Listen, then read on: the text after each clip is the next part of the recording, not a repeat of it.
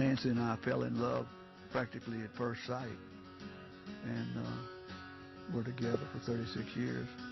She passed away a year before last. And we had a great life together. Got 2 kids. Julie lives in England. She's married to an Anglican priest, and Tommy, my son. My family here was very nice. I tend to think that I had probably the best childhood that anybody has ever had. I had 2 very loving parents that raised me well and gave me just enough structure and just enough love to teach me how to grow up right. And taking care of your family is one of the things I definitely learned from both my mom and my dad.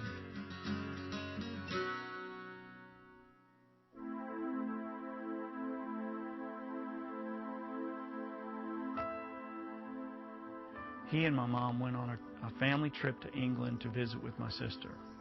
And he mentioned that while in England, he got kind of confused and felt out of sorts the whole trip. He started, just making mental mistakes.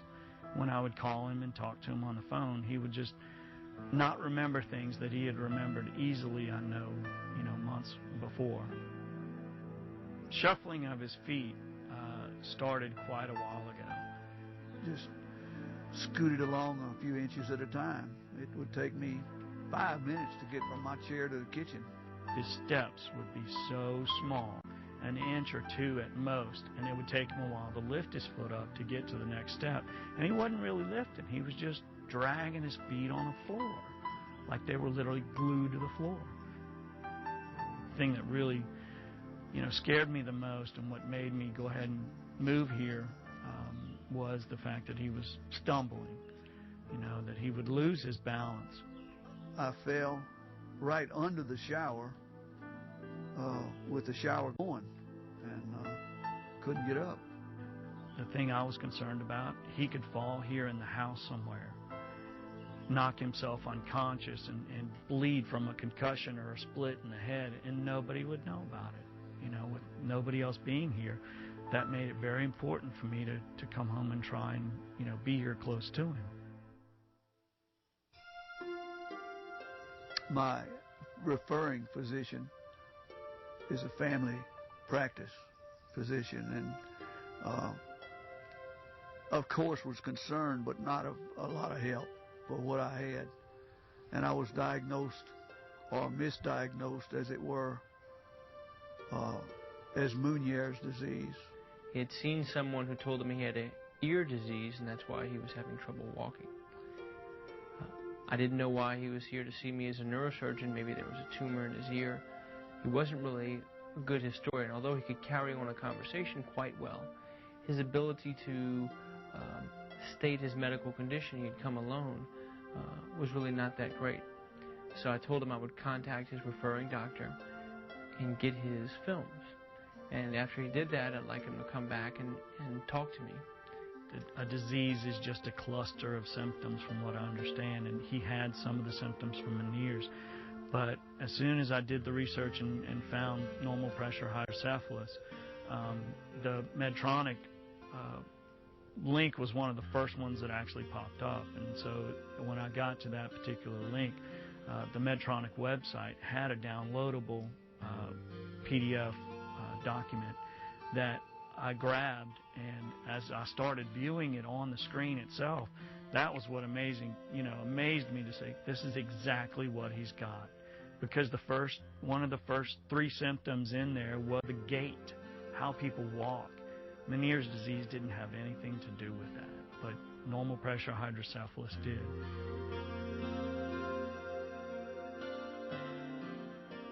We got a wheelchair in the hospital and actually brought him to the clinic in the wheelchair that way. And, he had a prior visit with Dr. Thomas where the actual diagnosis was made. But when I went with him in there, it was armed with the brochure that we didn't have until then. And he said, my dad has these symptoms. And he went down the list, X, Y, and Z. And I said, yeah, he does seem to have a lot. And he said, I think he'd be a candidate for this surgery. And I said, well, he needs to consider it and think about it. He interviewed me, and he thought that he could do me some good with this shunt. So I said, let's go. We scheduled it as soon as possible. So we planned to place the shunt on him, knowing that it may get better, may not get better, but I felt fairly confident that a lot of his symptoms were related to normal pressure hydrocephalus, and he would be a good candidate for a programmable valve so that we could adjust his pressure without requiring further surgical intervention. I explained the procedure to him. He had a good idea of what it was, and we went ahead and planned to place the shunt with the programmable valve. Dr. Thomas came out and told me in an hour and 10 minutes, an hour and 15 minutes, that he was done and he was doing well and that everything went great. The procedure went very well, and he actually stayed in the hospital a couple of days and then went to the rehab facility. Years ago, if you had a patient with normal pressure hydrocephalus, that meant going back to the operating room, the risk of operative infection, the risk of anesthesia, cost of operating room, cost of replacing the valve. With the programmable valve that we now have, we're able to do it in the office. We're able to do it in 3 or 4 minutes and check it without even obtaining an x-ray, because the magnetic system allows us to do that. So without getting any more x-rays, without taking them back to the OR, what used to be a several $1,000 procedure is now a 5-minute office visit, and it's much less trauma for the patient. It's better for the doctors, and it allows us to have better control of the patient's hydrocephalus. You know, so having a new product on the market to be installed is definitely going to save us a lot of worry down the road, because we don't have to worry about him having to go under the knife again. At 73 years old, if he ever has to go under surgery again, it gets kind of tough and touchy. So we want to make sure that it's not as invasive as some of the other ones. You know, with the advent of the Strata valve, it's a really neat opportunity, especially when you have an opportunity to see the kind of impact and the difference it makes in people's lives, in patients' lives, and everyone involved in their social and family life. You know, here we had a guy who was losing his independence, and now he's regaining that, and he's able to move forward. It really is one of the few things when you say there's been a breakthrough in medicine. This, for patients with normal pressure hydrocephalus, programmable valve, especially the Strata valve, has really been a breakthrough. Mr. Roe, hey. Hey, Dr. Tom. Doing pretty good. I see you doing a little bit better, huh? 6 weeks after surgery, he came back to see me in the office. And when he came back, that was probably the most dramatic event. I had gone in before surgery and seen him in the room, and he was sitting in his wheelchair. When I went back 6 weeks after surgery, I walked in the room, and the first thing that I noticed, there was no wheelchair. He was sitting in the regular office chair. And I asked him how he was doing. He said, I'm doing a lot better. I said, well, can you walk? And he popped right up out of the chair. Someone who had been wheelchair-bound and unable to walk was now able to get up out of the chair on his own and walk around the room on his own. And it wasn't until I actually saw him walking around that's when I knew that what we had expected to happen actually happened. The words that came out of my mouth to my wife were, he's back. That's exactly what I told her as I held her in my arms. He's back. And then I knew that everything was going to be fine. Up until that point, it was touch and go, and I wasn't really sure whether or not the operation was going to be as successful as we thought it would be. As soon as I walked in the house, I felt like I was in a whole different world, my world.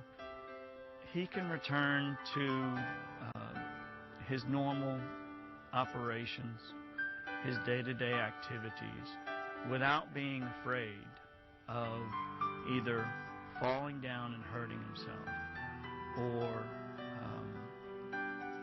taking forever to shuffle from one spot to the next.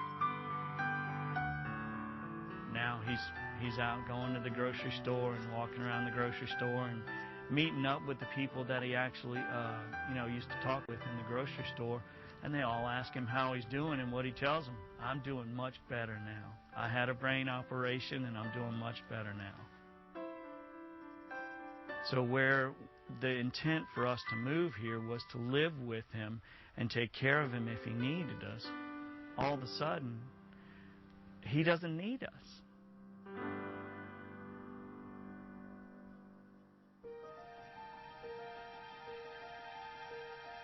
He's a good guy. It's not like talking to a doctor. When I talk to him, it's like a buddy. He's a very personable and helpful, caring young man. I'm mighty grateful for him. He said, look, you doing this case may just be a feather in your cap, but he said he gave me my life back. And, if you do that one or two times, that's all you need to get you through many, many years. So I'm glad for him, and I hope he continues to do very well. When you get an opportunity to see an impact that you've made on someone's life, and their family for that matter, it really has a big impact on your impression of what you do on a daily basis.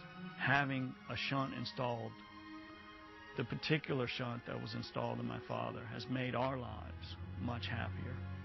This shunt virtually gave me my life back. And I'm very grateful to all concerned. And I hope to continue getting better and picking up my life and going on.